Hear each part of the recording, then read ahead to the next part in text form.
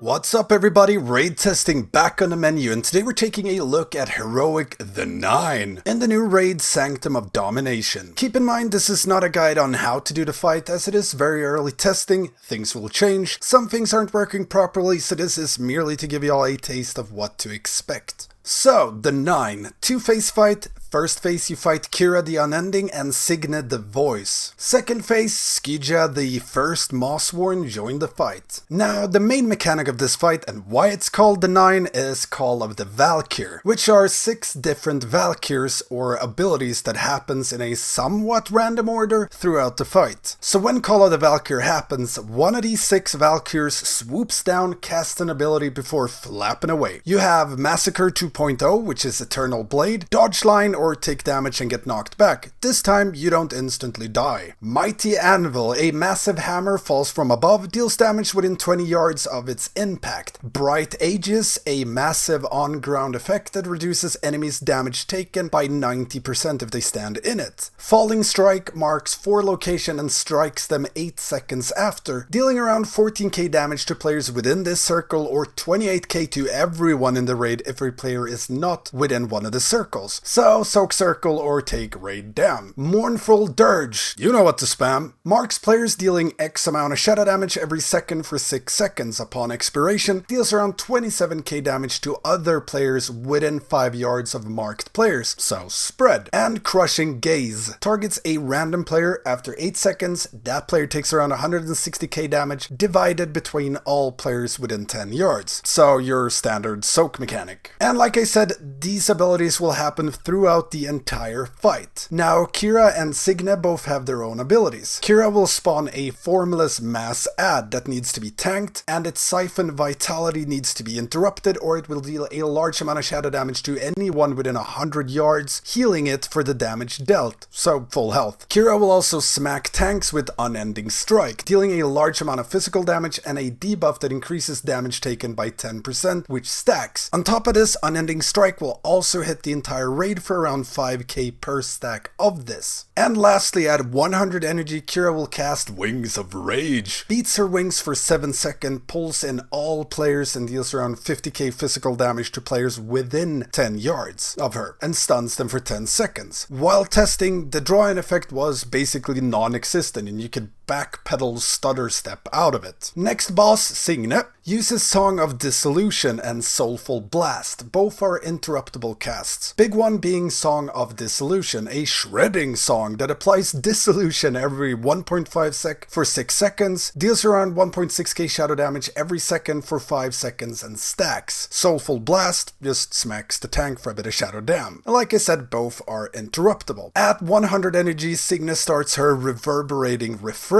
She sings of the end and how it doesn't really matter, or rather a 7 sec cast, pushing players away, and upon completion deals around 50k damage to anyone who is further than 10 yards away from her, and it also fears you for 6 seconds if you're out. Now, these bosses do not share health, and in fact while testing had a different health pool, and when you get either one of these down to 10%, Skija joins the fight. And Skija of course has her own set of abilities, and is kinda the main part of the fight. Plus you still have to deal with Kira and Singnet until you've defeated them. Once that is done, all you have to deal with is Skija. So for her abilities, let's start off with the big one. This one goes hand in hand with Call of the Valkyr, which, like I said, still happens throughout phase 2. And this is Word of Recall. Skija instantly recalls her previous commands for the Call of the Valkyr. Translation, her 3 previous Call of the Valkyr will happen at the same time. So you can get Dodge Massacre Line while having to soak the Big Smash, while a ton of players have to be 5 yards spread. Now for the vast majority of our pulls, Call of the Valkyr had a set pattern. At the end of testing, we did get a different one, so either there are 2 free patterns or they changed it mid-testing to be completely random. Unsure which one it will end up being. I'm gonna guess though that it's gonna be 2 or 3 different patterns. Other than that, Skija will also cast Fragments of Destiny. Targets X amount of players. While testing, this was 4 players. Deals ticking frost damage, and when dispelled, it jumps to the nearest player, and this stacks. If all fragments are on the same player, they are removed and form a Shard of Destiny, which is a 10-yard frosty patch on the ground that deals ticking damage and reduces movement speed by 50% while you're in it. So the goal here is to dispel this in such a way that one player eventually gets all fragments, like having a designated fragment player that all players with fragments move near, dispel one, that player moves out, dispel next one, etc, etc, until a shard spawns. Then there's the Link Essence. Links players together. Any damage taken by a linked player is also taken by all linked players. So if you want to piss off your fellow raiders, make sure to take extra damage while you're linked. Now, Skija will also cast Resentment, which is a raid-wide dot that deals ticking damage every second for 6 seconds. Just heal. And a tank smack called Pierce Soul. Deals a ton of physical damage, reduces healing received and movement speed by 10%, and it stacks. And that's about it. I really like this fight, both visually as well as mechanically. It was, however, extremely undertuned while testing, and a lot of things weren't working, like the draw-in or pushback effects on Kira and Cygnus 100 energy attacks. Or at least I assume they weren't, as they were there, but it was pretty much at 1% strength of what you'd expect it to be. As well as the overall damage on a lot of the mechanics kinda meant you could just ignore them, like the fragments for example. Now we kept dispelling and dealing with them for testing purposes, but you could have easily just let them sit on each player and heal through them. But as always, that's probably gonna change and get tuned up, especially for Mythic. But yeah, overall, great fight. Looking forward to sinking my teeth into this one on Mythic. And that's pretty much it for this first look. We'll cover all bosses on PTR, and proper guides will be out once the raid is released. On top of this, I am streaming all of the raid testing on PTR, so don't forget to check that out whenever there's raid testing announced. Otherwise, I'm streaming all of our main progression once it's live on Mondays and Tuesdays, so don't forget to check that. If you have any questions at all about this encounter, hit me up in the comments, or become a patron and get access to the Stankie Discord, where you can get help with anything raiding or progression related. Don't forget the usual stuff, like, comment, subscribe, and ring that notification bell. It really helps me out. Thanks for watching, and I will see you next time.